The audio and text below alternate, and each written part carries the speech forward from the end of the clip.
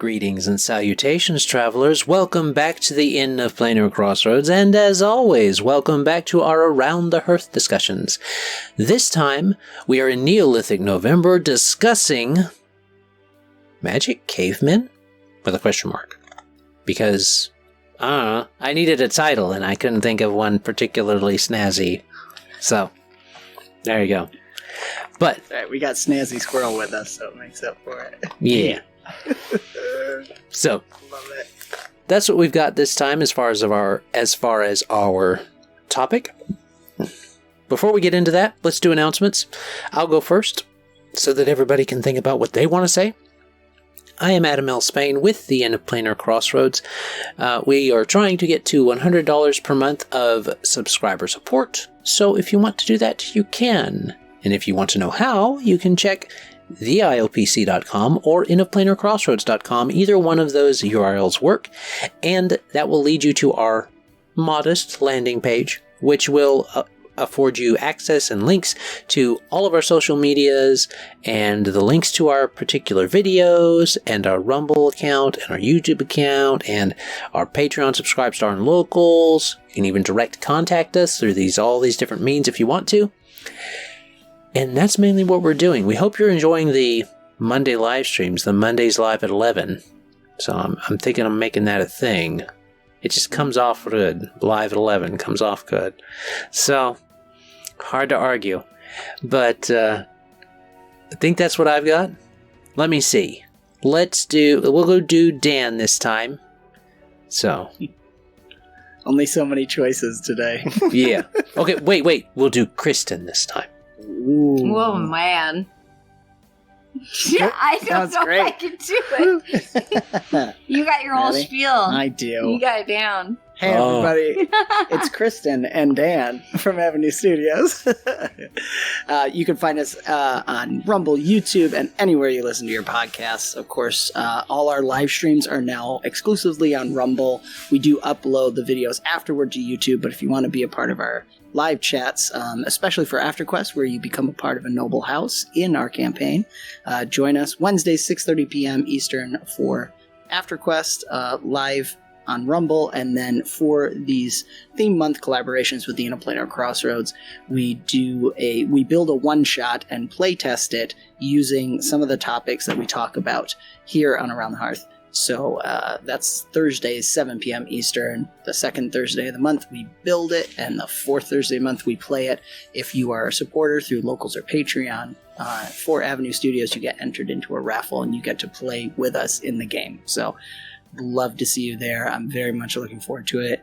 We just did the Forest Forge for October, so as of recording this, so I'm excited to see how that plays. But anyways, and of course we have movie nights, we have our exclusive Discord, and we goof around over there and do a lot of stuff. There's some new things coming up in the new year too, so for our Discord, so keep your eyes out for that. And tag, you're it, Scrat. Abracadabra, unga bunga. Let's see. That was good. I didn't get it at first, and now I get it. Oh, anyway, yep. Scrap Squirrel Plays, that's me. I am over on YouTube, and that is the only place I'm at, unless you count Discord. And I chat about story things like world building, character design. Sometimes I will dabble in movies and shows and video games, but usually it's about TTRPGs, your own world building, whatever you're using it for. I've been getting into TTRPGs more and more. I still can't say it properly, but I'll get there. Dabbling more. I know I like to pick on 5e, but I'm dabbling more in the independent, lesser known things, minus EZD6. I guess that's pretty well known at this point. It's a lot of fun. Got plans to dig into the more obscure, lesser known ones. We will see how it actually goes. All right. Hocus pocus. Hocus pocus, boys. Let's get some focus. On our shout out. Oh. Okay. Really, though, with all of our announcements done, that means it's time to continue on the tradition of Levi's Spotlight. Even though he's not here this time, we are shouting out somebody. This time I picked So I picked Colonel O'Truth's Miniature Issues. I still love that name. That is high quality naming there. I mean, if that's good. But he's got an entire city he's building, Undercrag City, and he's putting in the effort of not just building it, but telling you how he's building it. And he's putting lights in it too and stuff like that. So if you like bigatures or you like just in general the craftsmanship that goes into the creation of these different things, then definitely check that out. I've watched 3 of his so far, and I'm like, I might have to start this whole thing off. He's been at it for a few months now, so go on over. He's at 582 on his subscribers at the moment of recording, so let's get him up to 600 and tell him the Interplanar Crossroads sent you. So there you go. Awesome. All right. That means we're done with announcements, we're done with shout-outs, and it's time to gather around the hearth with our preferred beverages. Pull up a chair. Join us as we discuss Magic Cavemen? Alright, skål. Oh. Dan, it's your turn to make the soda noise. Oh, dang. There you go. Not bad. Alright, forewarning, Kristen's next. Kristen knows sound. That's right. Plugging it in. Those are fun. The hamster one with the, okay, ladies. That was pretty good. I should be like one of those workout ladies. Let's go! But the dog falling out of being pulled out of the car was just like, y'all lost it. I'm sorry, I don't want to derail. That's one of the funniest videos I've ever seen. Hey, Mom! I'm an evil person. It's a very satisfying video to me. It's in a I sweater. want a dog by It's in a BP Dubs. stupid little sweater, and it's not even a real dog. It's just... I grew up with big dogs, so I want a dog. All right. Well, I want a magic wolf in my want dog. cave. That's right. Him want dog. Yeah. All right. So let's redo Kane's first point so that people can hear it. Sure. All magic should be religious in some fashion. If magic is present and going to play a role in your story, it should be viewed as or is the direct blessing of a higher power, or it is treated as a direct path to becoming a deity. My presupposition for this being that there aren't enough effective means of studying, storing, and bequeathing arcane knowledge for anything resembling a traditional wizard to exist. So that was the idea from Kane. And I'm going to add in some more for our consideration. Oral tradition would be a way for passing down knowledge, so that is a way. Even during, I will point out that even during the Neolithic, well, depend on if you follow evolutionary science, it would be the Neolithic period and the Stone Age with the Neolithic period, and then in the Bronze Age and Iron Age, people were writing things even back then. It's just the writings were pictographs mainly, and they were recording things, I should say. But there was pictographs. There's actually even this one tribe down in Chile, I think it is. It's South America. They had knots to keep track. They tied knots to keep track of different things, and that was their writing, to use that loosely. That was their record keeping. So there's an interesting way, especially if you're using some of the Native American inspirations from down there, that would be pretty cool to try and use that as a magic type of system. But let's not get too far ahead of ourselves. One thing we pointed out before in our first chat was it doesn't have to be religious. It may just appear religious. So it may not be divine. It may just appear divine. In our second chat, Scrat brought up basically Stone Age X-Men type of thing, where Maybe they're mutants, or maybe they're psionics that are coming up or arising, or maybe they are just magically endowed, like it's a sorcerer type of thing that's emerging, sorceress bloodline that is emerging because of exposure to different things, like perhaps, drawing from our third chat, a magical resource that everybody's living around. Maybe a magical spring. Maybe they don't even know it's magical, but everybody just seems to live longer in this city, and they all drink from the spring that their ancestors hold sacred.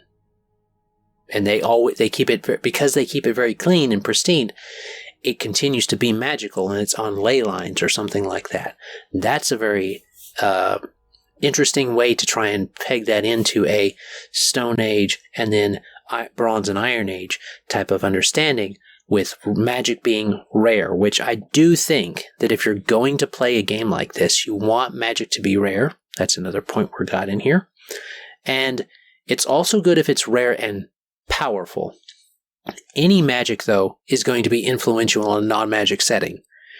If prestidigitation is powerful in a non-magic setting, if you today could do prestidigitation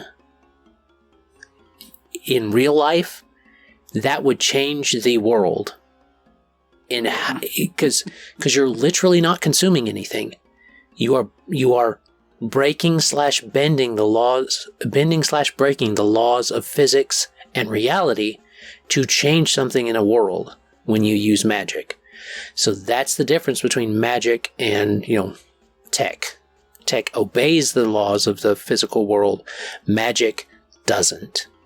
So, having it rare is good. Having it be powerful is also good. But, again, like we mentioned, powerful magic is probably best in this type of thing to be hard magic, where it's a defined thing. It's a very specific thing that it's very good at, perhaps, or something along that line, or it's good in this specific moment area. So maybe it has to be in this area, or like sigils and glyphs work well for this. That type of magic, ritual magic, divine magic often is good this way because there's usually a liturgy or some type of other ritualistic thing that has to be done to make a transmutation happen or a change happen in the universe. So that lends itself very well. And that's how I think it would be interesting to use magic in a game like this and see how it affects the play that you're getting. So those are some of my points, as well as Kane's point. I'll let us take off with it. Yeah, I like, this harkens back to our chats about magic, rare magic and stuff. I can't even remember how long ago we did that, but earlier this year. Yeah, check those out if you haven't, because I do like too the rare and dangerous in this sense, because comparing this to what we just talked about with tech level, once you introduce the magic character, there would totally be that idea. The party's just like, well, can't you just magic that? Like, whatever we're doing, like we have this resource problem. So having some kind of resource limitation to the magic, whether it's life force. I always like the idea of like pulling the life force, or we had talked about like the shaman, witch doctor sort of thing. Like it could be literally like some kind of psychedelic drugs, or I was thinking some kind of sacrifice, like people sacrifice, to the whatever, and then they get magical powers for a certain amount of time, and so they want to keep doing that. It could become a really good story point too, because what you classic thing of the importance of the how intense the sacrifice is makes the magic more powerful. So yeah, you want to do this? Sure, we can just sacrifice an animal. But you want to really do it? Because then we could, there's that neighboring tribe. You could just borrow someone. I think of El Dorado again, where the bad guy takes control of the rock. Oh yeah. feline thing. What was that? I don't know. I don't remember, some but kind yeah, of thing. But Jaguar. Tiger or leopard. Jaguar. That's what it was. Yeah. So he takes control of that. That's like that's magic, right? Like how he does that. Yes. Yeah. I love how you questioned it. That was great. But yeah, 100%. I just love there being a cost to it.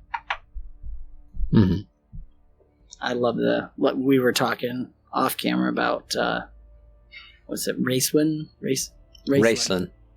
And that idea of like the person in the party who has the magic has to be that weekend because it takes something from you, or they have an addiction because maybe they do need to, if they have some kind of prescience ability, it has to be by channeling the ancestors and getting into this state. Again, going back to the ritual magic. I just like that. Compare it. They can be deities then. Right, ancestors can be a type of deity for sure. Well, I remember us talking about atheistic settings when we were talking about our deity design. We talked about monotheistic deity design, polytheistic deity design, pantheistic deity design, and then atheistic deity design. And one of the designs was the idea that if your system has an afterlife, but there's no, quote, God, then the ancestor worship basically is like all these spirits still exist in this thing, and the power of your family to call on your ancestors is totally based upon your line still existing, and then calling upon those ancestor spirits as power. So that's a way you can do that, especially with this caveman thing. You could still have an afterlife in deities for this to work, because lots of civilizations have done that in their legends and stuff and myths for your setting. So that ancestor worship can work for that if you have ghosts and stuff still work and have influence in the physical world, in the physical realm, not just the spiritual one. So that might work for you. And that the idea of that sacrifice is, and I think we talked about this in the chat regarding those spirits. What happens when you wipe out a line? Those spirits no longer have access to the material realm anymore. They're all lost because the ancestors help those still alive, and those still alive allow the ancestors to still exist through them in the material plane. Was kind of a backwards and forwards, so there was a desire to actually have both of them communicating. But if you wipe out the line, there's nobody left. Maybe they dissipate into energy and they become lost souls, or they mutate and become evil spirits or jinn or something like that. Wow. So you can do that in your setting. And that can, again, place an importance on it. If you don't do that, which you don't have to, having that cost, like Kristen was bringing up, is so important in this type of thing. One of the Conan stories has him, I don't think it's A Witch is Born. I think it's Day of the Dragon. It's something dragon. It's a longer one. After he's already king, after he's established his kinghood, he has to get it back or something. Maybe that's it. But he has to face down this sorcerer who is taking stuff over. And he does so, if I'm thinking about the right story. And that sorcerer was trying to make a sacrifice of this witch. So maybe it is A Witch is Born. And this witch is the one he chooses as his bride afterward or something like that, to be his queen. But there had to be that sacrifice of a very powerful thing, very valuable thing. So the value of it matters. The value of the sacrifice itself, not just physical value, but their power being mastered and dominated by this person performing the sacrifice imbues that other person with even more power, type of thing. There's that necromantic style also with that you're taking life from other people to give to yourself. Liches kind of fall into this idea where they take that and they put it into their repository, their soul repository. So those type of things work. And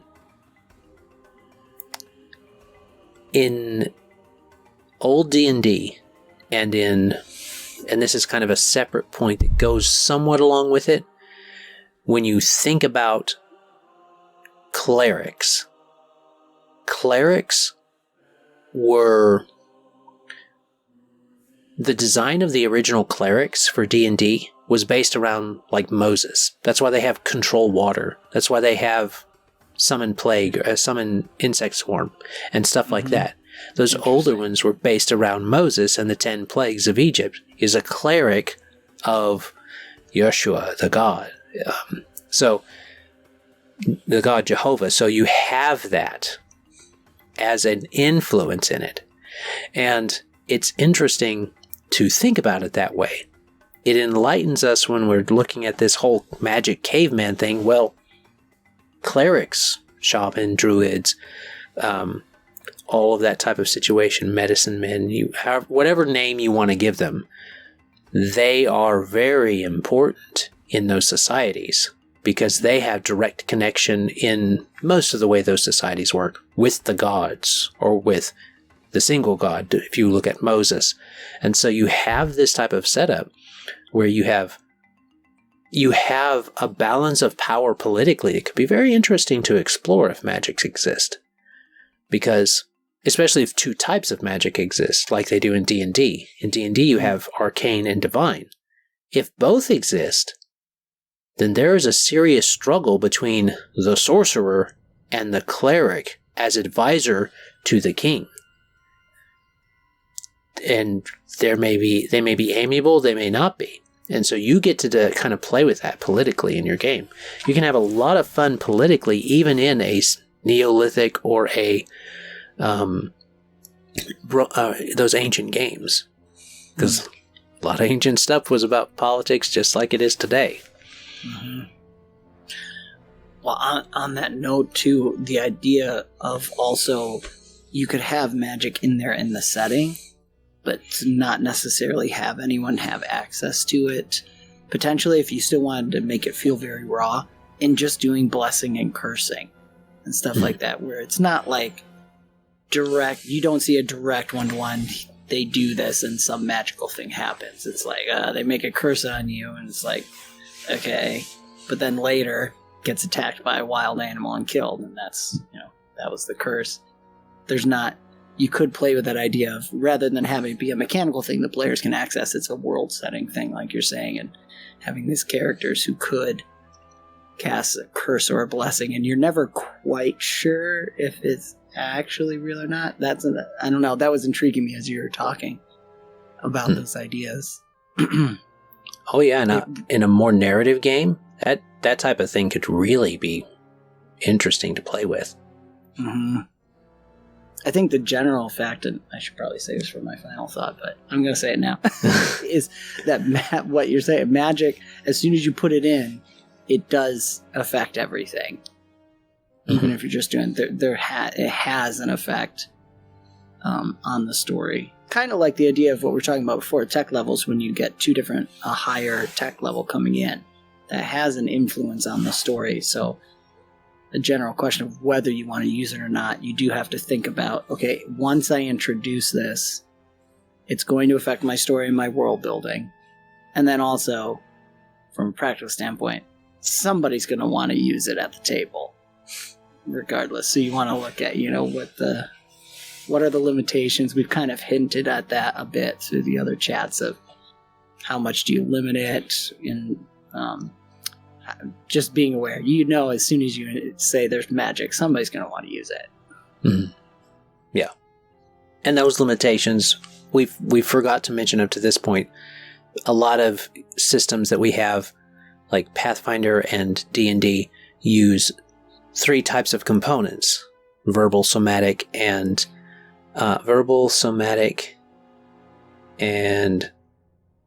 Material. There we go. Material. Oh my gosh. And we talked about the material, and we've kind of mentioned the verbal with prayer, but the somatic component, like hand movements and waves and stuff like that, those can also be part of that you're doing. Dancing even. For, especially doing the ritualistic stuff. Mm-hmm. And it allows you to play with that, because if you do a ritual, there's a story by H.P. Lovecraft. I think it may be just someone associated with him, one of his fellows along that horror line, about a black stone.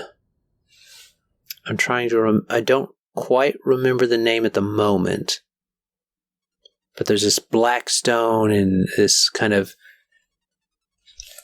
Eastern Europe, Scandinavia type of area, and a ritual was done there thousands of years ago, and the character is seeing it, the witch stone or something like that, and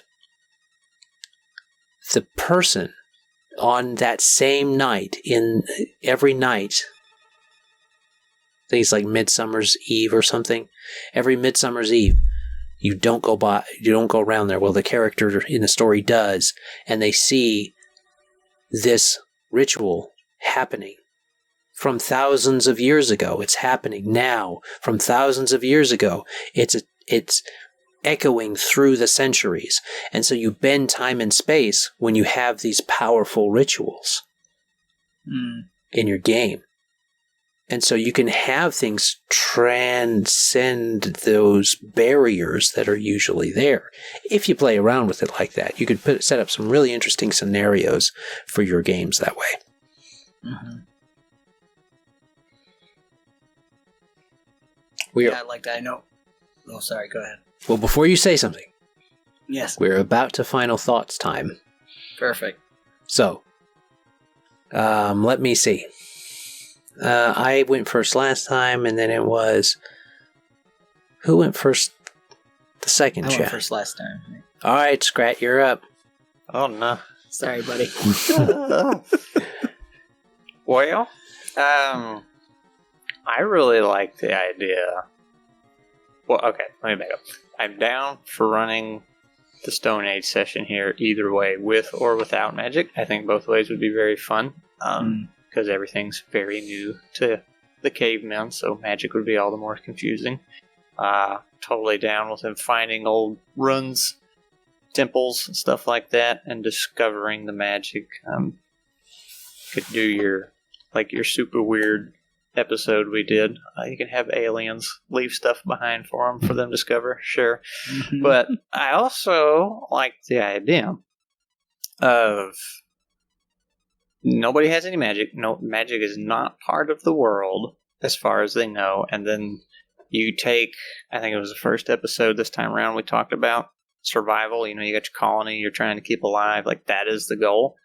There is something in the night lurking around, picking off a colony member each day or each night, and that actually affects your colony. Like, whatever system you're using, the mechanics and rules you got behind that, you start losing things like the ability to gather resources and stuff. And when I was thinking about that, you could just take something, if you were using 5e to run a Stone Age thing, you could just take a Mind Flayer. Obviously, you'd have to strip out some of his intelligence, but you just have the single Mind Flayer skulking around in the dark, picking people off, and sucking out their brains, and basically be Predator, in a sense, except he's hunting for food, not sport, but that kind of approach, and nobody knows what's out there, and that's the whole session, is trying to track that thing down. I don't know how you'd make multiple sessions out of it, but I like the idea of having these colony mechanics, and it just, the longer you take to find it, the more it dwindles and harder it gets for you to survive on top of trying to hunt that thing down. Mm. But it would be magical, was the whole point behind that. He would have powers that made it very, very difficult. Thus the Predator comparison, right? He had all the super tech, and We had Schwarzenegger, which was enough. It always is. No, I really like that, though. Because that's a point of, too, there's magic in the setting. Players don't have access to it, though. It's something they have to deal with. Yeah. And we also talked earlier about the other idea of discovering magic in themselves and that leading to all kinds of problems. That would also be a fun one, I think. But I also like that sense, it's October. Spooky. Got something stalking around in the night. Spoopy caves. Spoopy. I was kind of like meshing some of the ideas of taking like an Avatar, The Last Airbender thing. So you're doing movements for the magic, but how you get the magic is from your ancestral line kind of thing. So and that's why only certain tribes have certain elements that they can wield, because it's all based on what line you're from, That'd be neat. That's how you get it. And so then maybe someday you get one that can do both, like a water and a ground, because two tribes met and got busy. And so then maybe you have access to multiple lines of elements. That'd be fun. Mm-hmm. She said Avatar. I thought we were going to make all the cavemen blue for a second there. No, the good Avatar. No, the good Avatar, I was going to say. Well, not the Avatar movie, but just the show. Yes. Oh my gosh. We I talked about the movie. Yeah.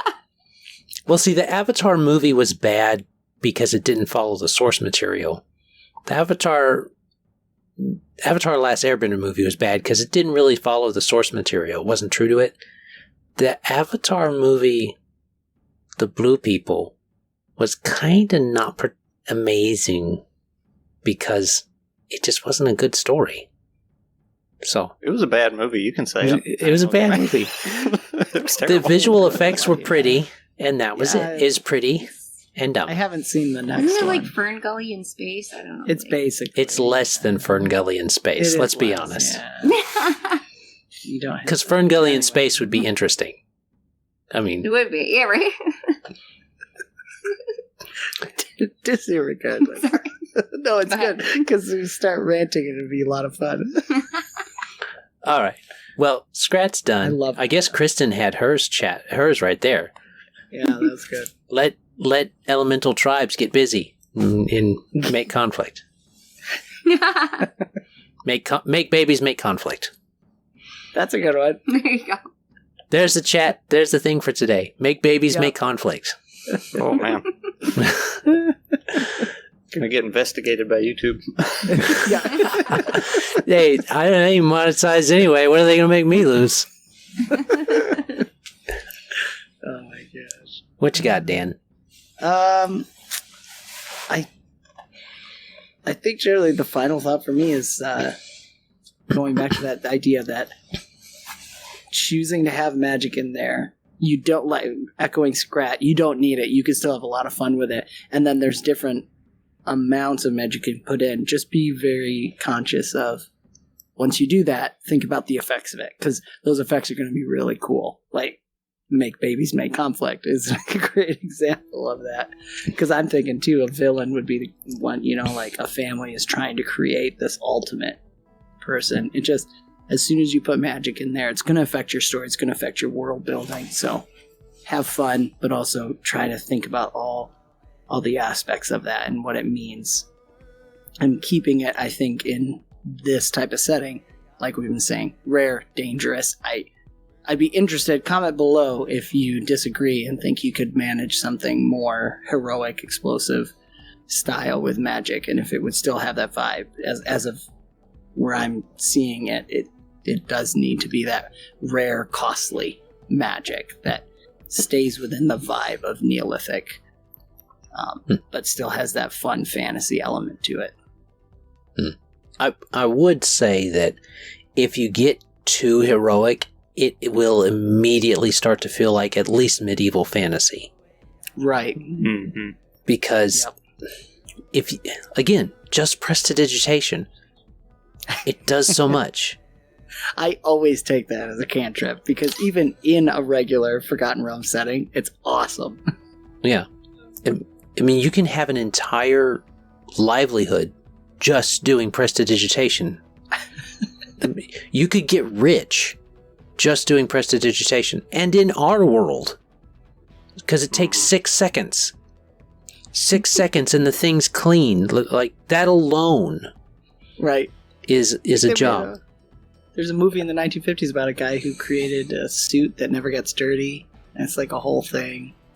And everyone wants to destroy him because it's going to, like, destroy all these jobs. I can't remember what it's called. Comment below if you know what I'm talking about. Let's see, can I jump in here again real quick? All right. Okay, well, I was he was talking about if you're adding them to magic stuff and, like, trying to keep it in balance and structured and all that from getting out of whack. I think, much as it pains me to say this, a good example you could turn to is Skyrim. So, hang with me. So Skyrim has all those mechanics in it, right? All your skills, the magic you normally get. It has that entire system, and you can play, 98% of the game without getting your shouts. The shouts are this little thing just added on top of everything that was already made. A lot of it came over from previous Elder Scrolls games, but it's just that little extra ability. And I feel like that might be a good example to look at when you're trying to figure out how to drop a little bit of extra ability in your game. Just purely mechanical is what I'm talking about here. Well, if you look at it, there is a Stone Age level society existing in there with the Forsworn. So, and the Briarhearts. So that would work. And that would be a kind of tribal and stone, quote, age, butting up against an Iron Age civilization. Because that's what you see. Because Skyrim is technically Iron Age, at least. Because of all the stuff. Really, it's ancient Roman age, because of just the empire. But that does bring up a point, and I guess this will be my last point, is that all of these things that we're talking about, and we kind of talked about this the first time, but all of these things we're talking about, they are not exclusive of each other. You can have a society that's in the ancient Roman age, and it can be interacting with other societies, other civilizations that are not yet in the same tech age as them.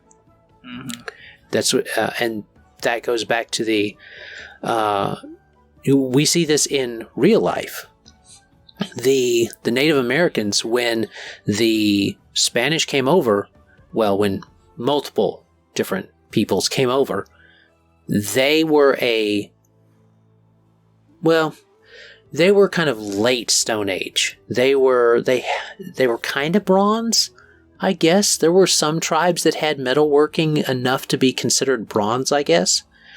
But it was a stone/bronze age society being smacked in the face with not even a medieval society, a seafaring society, an age of sea society. And the conflict and the difference in ideals that you see there is just demonstrative of how that would play out realistically in a game. And if you throw magic in the mix with magical cavemen, that would actually be interesting to kind of play out. Maybe these over here come from a place where there is no magical ley line. All the ley lines converge on this other side for some reason of the planet. And so all these cavemen over here are magic, and all of them over there, they've got tech, but they ain't got no magic. And the cavemen never developed tech because they didn't need to, because it was all natural magic. So you can have this clash of societies still happen with the magical cavemen having to butt heads with a ancient Rome or something like that. So that could play out pretty interestingly if you want to do that with your game. So they're not exclusive of each other. Yeah, I just want to tag in there that I love the when Rome was real life, when Rome was trying to take over Britain and stuff. You could definitely play with that too. Celtic magic and stuff like that, and they're just a little less. They're a step or two behind. Yeah, the berserkers and stuff from the Celts and such. Yeah, and then if you take that and really make it, like, level up the magic a bit. Yeah, that's where we get our Barbarian Rage stuff from, right. in Pathfinder and D&D and such. That's where the rages were. So, you can play with that pretty nice. Yeah. And that's a real-life example, too, of, like the Berserkers, they would go in, but basically naked against Roman soldiers. And that's where, there you go. I won't say it worked out well for them. No, when they did. We're talking fantasizing it, mythos. Yeah. They didn't have DR. Just saying. But they had some good stuff, whatever it was. Whatever it was. So, you just point them at the in the direction you want them to go, and just leave them. Let them do their thing. Yep. What would be crazy if one of them actually made it back? I'm sure some of them made it back.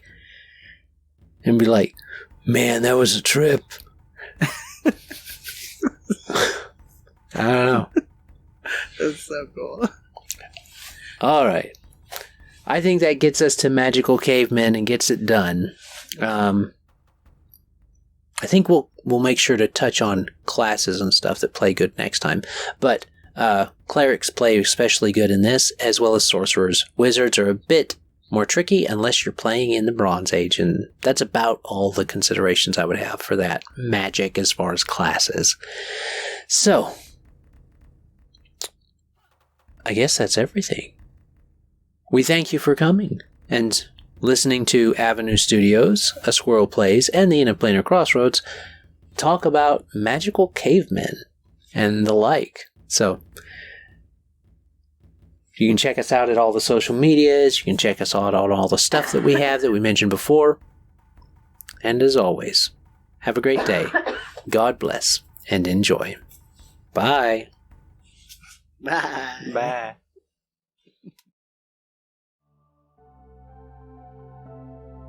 This content was made possible by travelers and viewers like you. Thank you.